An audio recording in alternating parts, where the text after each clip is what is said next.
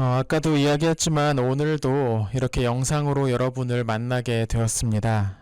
처음에는 금세 끝날 거라고 생각했던 사람들도 많이 있었는데 그런 사람들의 생각보다 전염병은 훨씬 더 오래 가고 또 사람들을 더 많이 괴롭히고 있는 것 같습니다. 교회도 많은 어려움을 겪고 있습니다. 우리가 언제 같이 다시 모여서 예배할 수 있을지 알 수 없는 상황이죠. 예배당에 모인 지 시간이 오래 지나면서 어떤 친구들은 왜 우리가 이런 상황에서도 예배를 계속해야 되는지 조금씩 잊어버리고 있는 것 같기도 합니다. 처음에는 조금만 참자, 기다리자 했던 친구들도 이제 시간이 지나다 보니까 슬슬 짜증도 나고 왜 나한테 이런 일이 일어나는지 괴롭고 답답하게 느껴지는 것 같습니다. 근데 여러분, 우리가 전염병 때문에 밖에 잘 나가지 못한다고 짜증 부리고 있을 때, 친구들이랑 놀지 못한다고, 학교에 가지도 놀러 나가지도 못한다고 답답해하고 있는 동안에도 이 세상에는 진짜 고통을 겪고 있는 사람들이 많다는 걸 기억해야 됩니다. 10년 가까이 내전이 벌어지고 있는 시리아라는 곳에서는 여러분만한 친구들이 모든 것이 폭발로 무너진 그 폐허 속에서 엄마 아빠와 헤어져서 고난을 겪고 있습니다.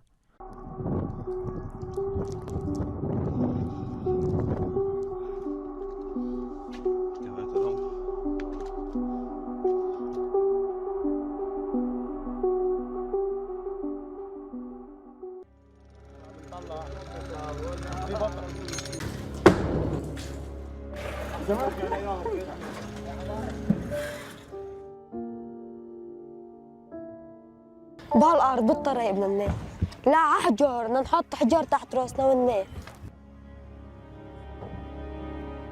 هاي الأطفال قاعدين بالخيم يشهد الله علي. هذا خشبنا هابط نزل على الطفالة. هاي الطفالة، هاي المي بالأرض، هاي أغراضنا على جنب.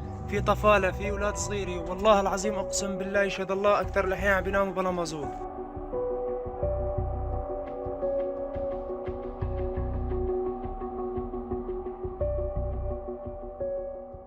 곳곳에서 전쟁과 범죄들로 인한 그 피해를 입은 사람들도 넘쳐나고 있고, 또 사고 때문에 모든 것을 잃고 심지어 건강마저 잃어버리는 경우도 우리는 주변에서 쉽게 찾아볼 수가 있습니다. 우리가 이런 사람들을 생각한다면 지금 우리가 겪고 있는 조금의 불편함 때문에 너무 짜증내고 화내는 것은 너무 어린아이 같은 행동은 아닌가, 그런 생각도 듭니다.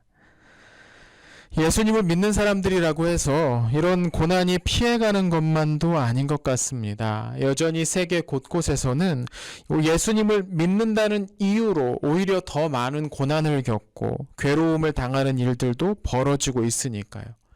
예수님을 믿기만 하면 좋은 일이 다 일어나고 기도도 이루어지고 소원도 다 이루어지고 그러면 좋을 것 같은데 왜 현실은 그렇지 않을까요? 왜 여전히 예수님을 믿는 사람들도 괴로움을 당하고 있을까요?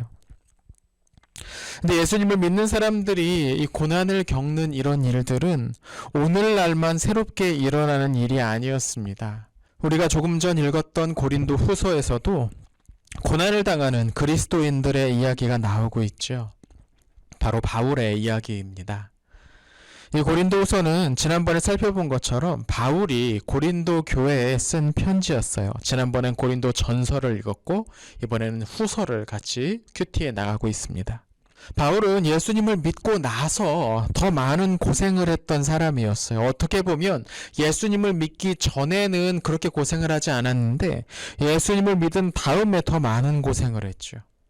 바울은 예수님을 만나기 전에 그 당시 가장 유명한 선생님에게서 배우고 일찍부터 출세하는 길을 걸었던 사람이었어요. 아직은 그렇게 중요한 자리는 아니었지만 사람들은 다들 바울이 유대인들 중에서도 중요한 사람이 될 거라고 생각했어요. 그런데 그랬던 바울이 예수님을 믿으면서 모든 게 달라져 버린 거죠. 전에는 바울을 칭찬하고 바울 곁에서 막 아부하고 했던 사람들이 이제는 바울을 욕하고 공격하기 시작했어요. 바울과 같은 배신자는 없애버려야 된다고 위협하는 사람들도 생겼죠.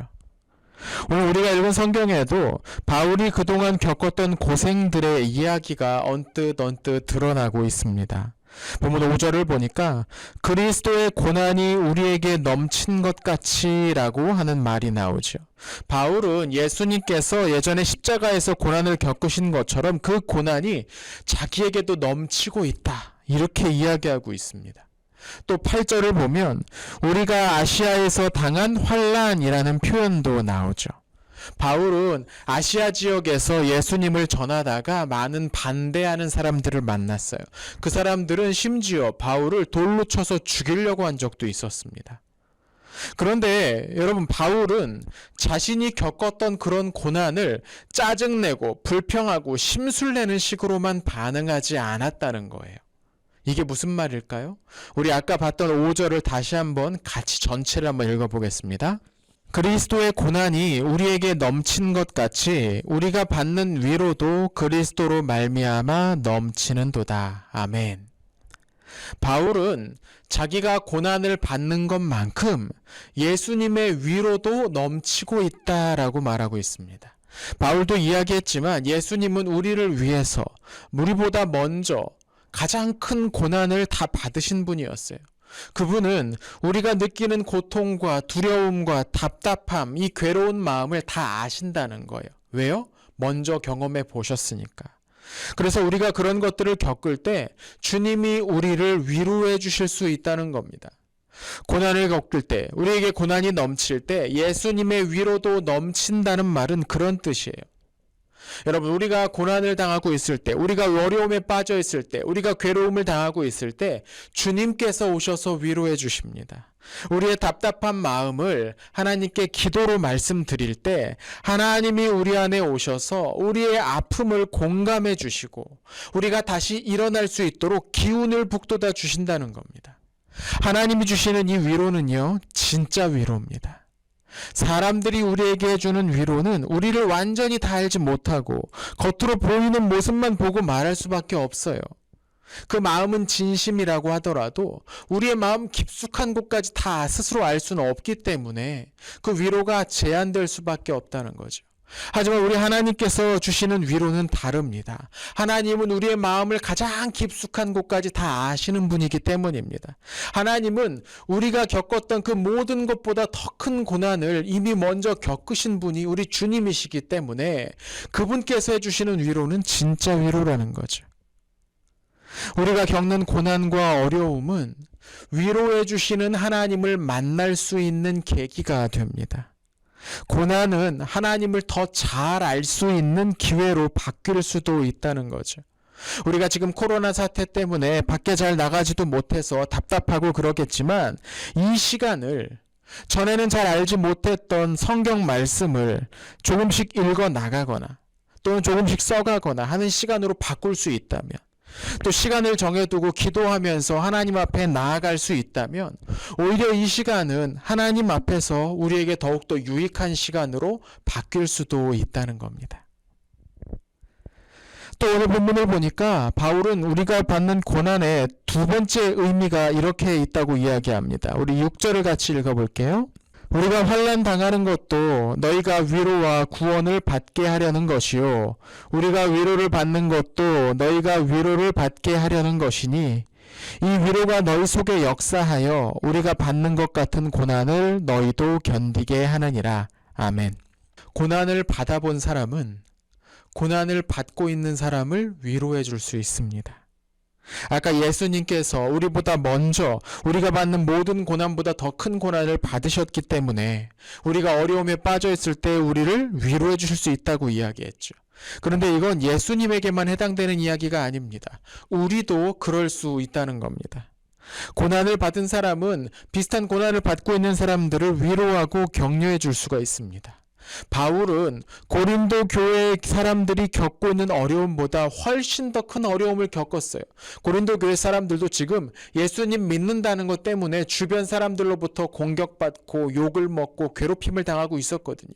근데 바울은 그것보다 훨씬 더 큰 고통을, 예수님 믿는 것 때문에 죽을 뻔했으니까 그런 괴로움을 먼저 겪어봤어요. 그래서 고린도 교회 사람들이 지금 겪고 있는 그 문제에 대해서 잘 아셨다는 겁니다. 그래서 그들의 괴로움을 위로할 수 있었다는 거죠.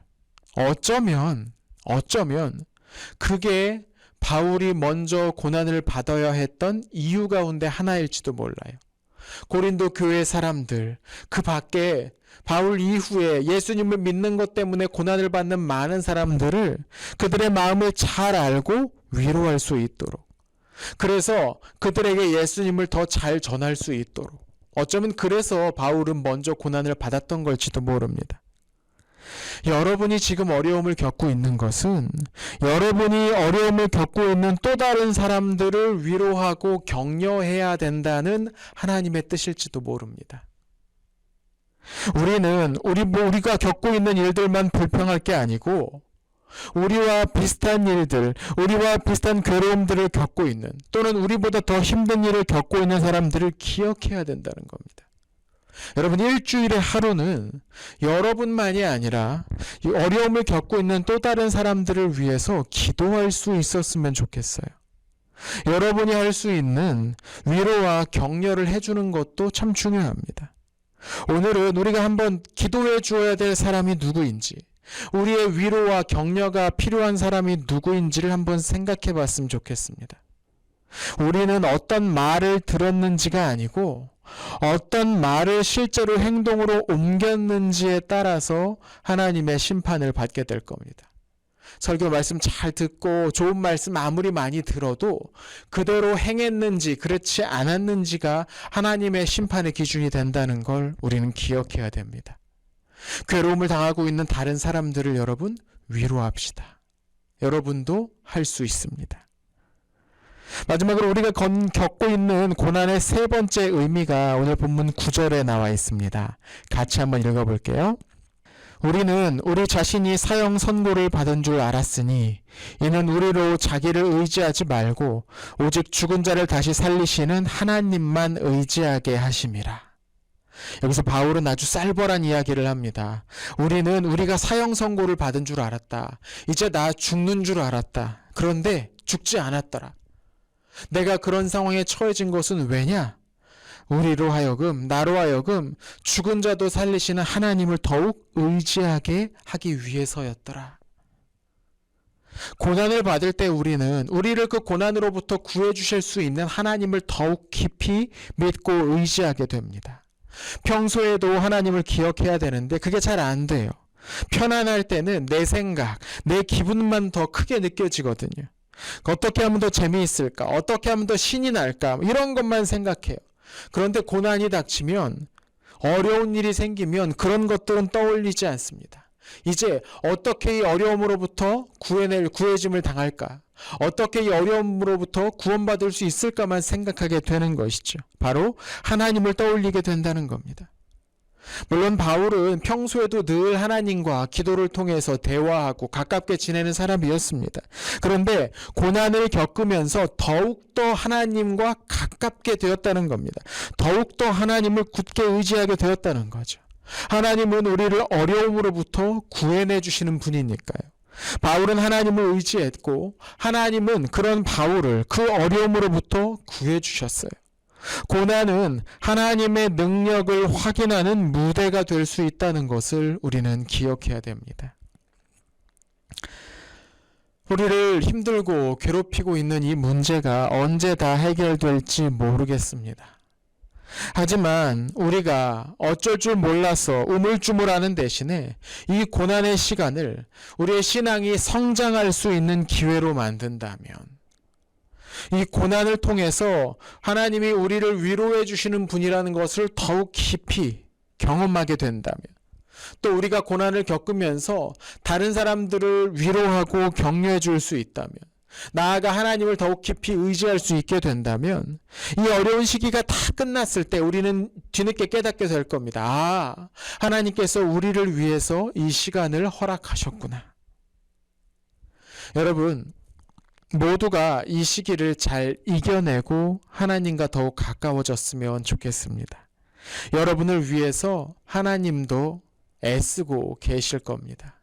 물론 우리 선생님들도 함께 애쓰고 있고요. 하나님은 여러분과 함께 하십니다. 고난의 자리에도 하나님은 여러분을 떠나지 않으십니다. 우리 함께 기도합시다.